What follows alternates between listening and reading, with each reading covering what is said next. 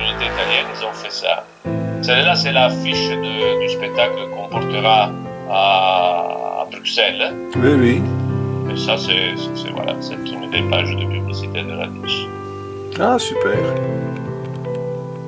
Et en tout cas, merci. Je suis à votre disposition. Vous me donnez... Est-ce qu'il y a quelques indications à la base avant de démarrer le live? Non, je n'ai pas de souci, tout est en place. Et de votre côté, encore quelque chose à régler?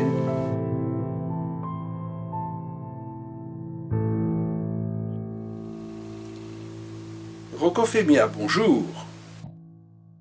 Bonjour. Rocco Femia, parlez-nous de votre parcours. Je suis en France depuis 20 ans, déjà, avec un périple qui m'a amené un démarrage professionnel, je dirais, humain à Strasbourg, et puis à Lyon, et depuis 1996 à Toulouse. Et en 2002, la fondation de ce groupe de presse, d'abord avec la revue Radic et d'autres activités aujourd'hui. Bon, ma vie est celle d'un parcours d'un Italien qui a quitté l'Italie, je dirais, il y a très longtemps même, pour aborder des rivages différents, une ouverture culturelle à d'autres pays, à d'autres cultures, qui ont fait de moi aujourd'hui ce que je suis. Mais surtout, c'est l'histoire de rencontres riches pour moi, de collaborateurs qui ont soutenu, aidé, qui continuent à soutenir, à aider ce projet éditorial de information et diffusion de la culture italienne en France et de la francophonie. Et comment se passe une journée de l'homme d'affaires que vous êtes devenu? C'est très banal. C'est vrai qu'aujourd'hui, avec l'ampleur qui a pris notre activité, on pourrait imaginer... Mais non, je crois qu'il faudrait aussi sortir de l'idée que, à la fois le chef d'entreprise que je suis, l'entrepreneur culturel que je suis devenu, a une vie de force aînée, de ministre. Oui, certes, je suis quelqu'un qui ne dort pas beaucoup, mais ça, j'aurais pu être un grand dormeur, je ne le suis pas. Je profite des heures dans lesquelles je ne dors pas pour activer mes neurones à la création de réalités, d'articles, d'activités artistiques ou de résoudre des dossiers qui sont en attente. Non, ma journée est la journée type. Ce qui est intéressant, c'est que je fais métier, et ça c'est rare peut-être, que j'aime énormément, où j'arrive à joindre à la fois la passion et la nécessité, pour ne pas dire l'utilité, d'avoir un métier qui me permet d'y vivre. Voilà, donc c'est cette réalité-là qui est importante. Je remercie vraiment la vie d'avoir fait en sorte de conjuguer ces deux réalités, l'utile et l'agréable. Donc c'est une journée, somme toute, je dirais, banale comme celle de beaucoup d'autres. Et j'ai toujours hâte de venir au bureau, de rencontrer mes collaborateurs, de créer ces activités dont on va en parler tout à l'heure, et qui ont fait peut-être aujourd'hui d'Italie et de Radic tout particulièrement un organe d'information sur l'Italie précieux, certes avec tant d'autres, mais avec cette particularité d'une dynamique franco-italienne forte, et qui peut-être a produit la réussite de cette réalité-là, autrement impossible il y a 15 ans, parce que c'est vrai que lorsqu'on a fondé la revue, pour moi était inimaginable le succès qu'aujourd'hui a la revue, je dirais, dans toute la francophonie. Rocco Femia, en dehors du boulot, quelles sont vos passions? Je suis dans le domaine de ce citoyen qui adore le cinéma, et je suis un grand passionné de cuisine.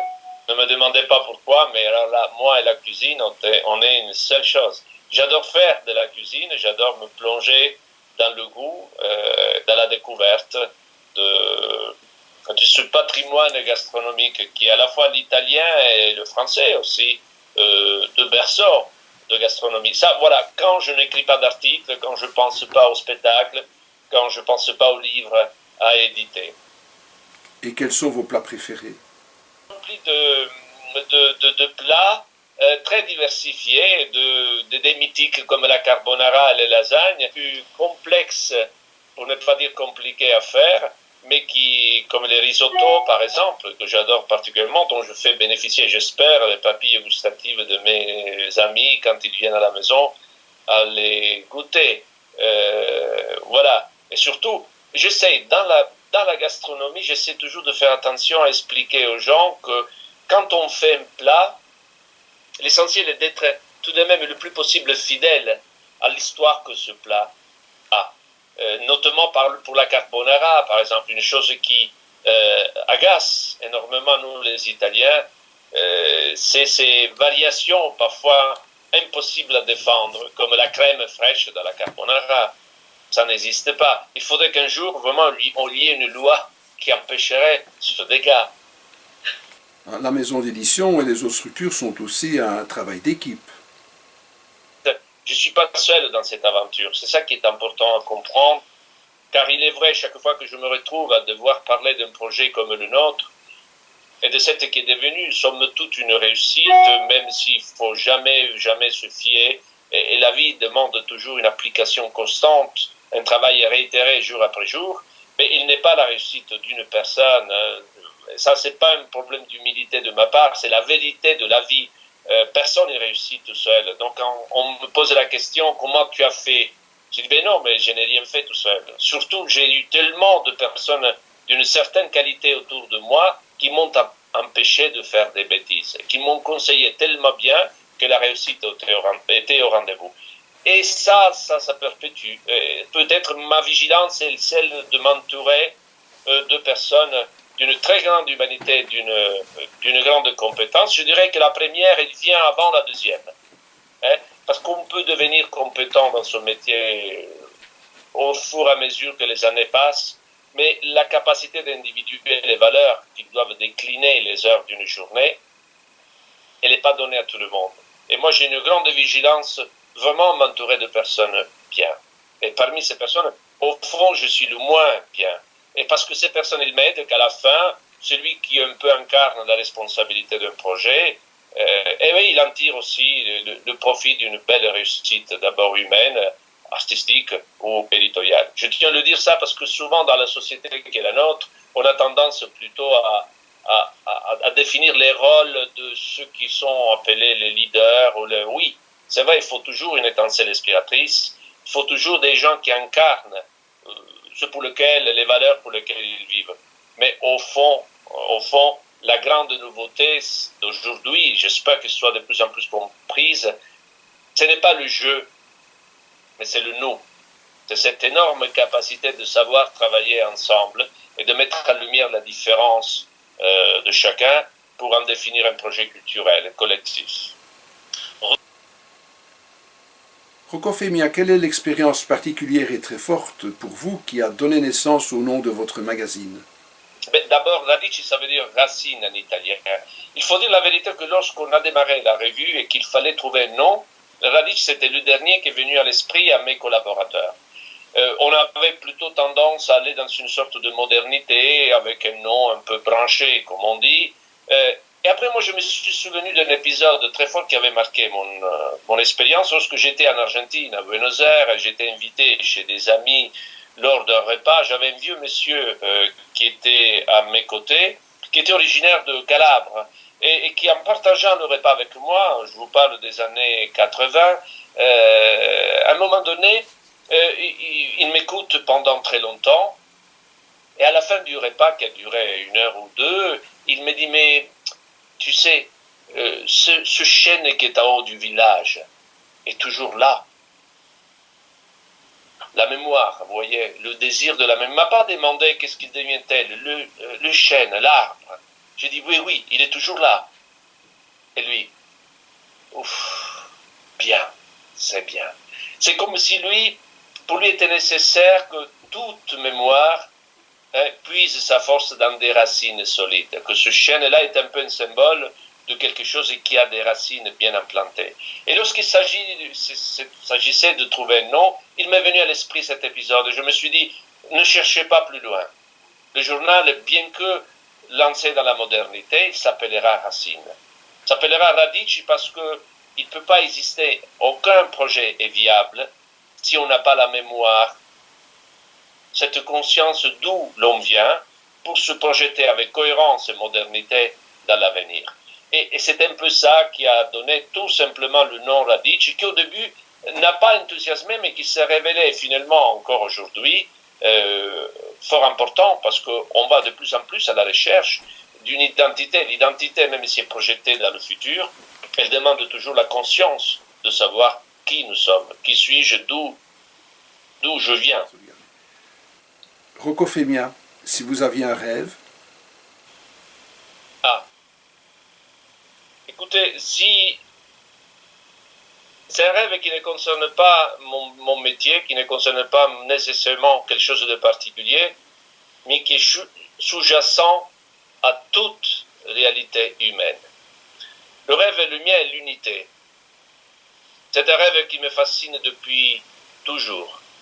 Que les hommes aient cette capacité accrue de comprendre que l'autre, il n'est pas un problème, mais la condition sine qua non est la condition essentielle pour savoir qui suis-je. L'unité de pays, l'unité entre hommes, le dialogue, la capacité de ne pas se sentir toujours comme le propriétaire d'une vérité, mais d'aller à la chercher dans la demi-vérité qui possède de l'autre, et que l'autre est porteur d'une vérité aussi, est la règle aujourd'hui qui me fascine. Je dirais une société, un monde où le dialogue entre cultures, entre différences qui deviennent conditions essentielles pour notre réussite, porte à l'unité, pas l'uniformité, l'unité. Parce que l'unité demande comme condition essentielle la diversité. Parce que Guillaume, vous m'aimez moi, et moi je ne serai jamais vous. Mais si entre vous et moi, il y a un respect, je dirais presque une solidarité forte, l'un est indispensable à l'autre. Et je dirais que cet algorithme de l'unité, vécu de cette manière-là, dans le respect, dans le désir de la connaissance de l'autre, qui comporte aussi un risque et une difficulté, est la clé de voûte de notre société. D'une Europe qui se cherche, d'une Europe qui est incohérente de plus en plus parce qu'elle veut faire l'unité, mais ne fait que mettre en lumière, je dirais, l'uniformité d'une pensée unique qu'aujourd'hui ne peut pas être acceptée, qui ne le sera jamais. Qu'au contraire, être italien, moi je raconte toujours un épisode lorsque je suis arrivé à Strasbourg où j'avais comme une sorte de difficulté à me inculturer dans ce pays. Les codes n'étaient pas encore les miens et j'étais comme une sorte d'enfant un peu perdu quelque part. Jusqu'à un moment où je m'en souviens comme si c'était aujourd'hui, j'arrivais à la maison, je partageais la maison avec d'autres confrères et moi j'étais un peu l'italien du groupe, avec cette jovialité, cette expansion typique des Italiens, cette accolade, je dirais facile et qui peut déranger le français qui est plutôt susceptible lorsqu'il y a une proximité physique, mais qui était culturel, qui n'était pas un pire ou un bon, un pire, non, c'était vraiment une autre manière d'être.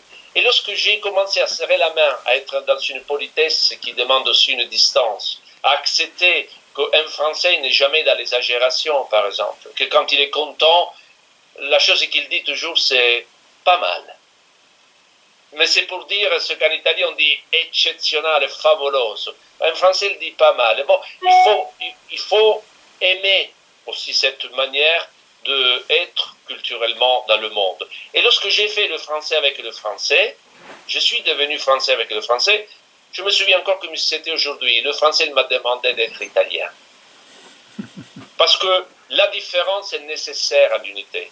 Parce que Guillaume a besoin de Rocco pour être Guillaume, ne serait-ce pour savoir qu'en face à lui, en ayant quelqu'un qui n'est pas lui, il lui rappelle qui est lui réellement. Donc l'unité est ça, l'unité qui me tient beaucoup à cœur et j'essaie de la mettre en pratique dans tout ce que je fais, avec les limites évidemment que cela comporte, mais je crois que si j'ai un rêve aujourd'hui, mon rêve est vraiment l'unité. L'unité autour de projets différents. Et d'un respect accru et d'un dialogue qui n'est pas porteur d'une vérité, la mienne ou la tienne ou la sienne, mais de la vérité, celle qui est juste sous-jacente à tout être humain, qui est celle d'un respect, et d'une fidélité, d'une fraternité réellement vécue au quotidien. Donc l'unité, oui.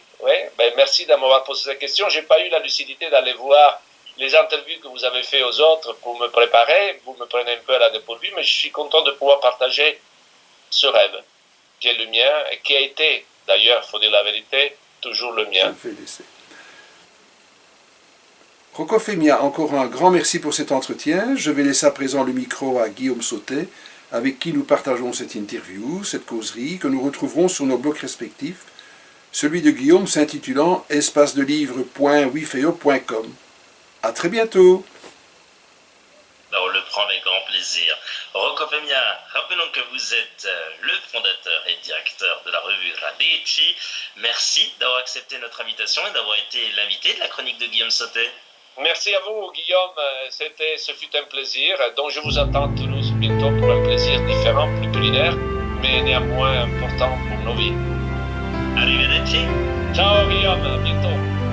Toute l'équipe de l'Espace des Livres et des Plaisirs de Marc Pain, je vous remercie infiniment.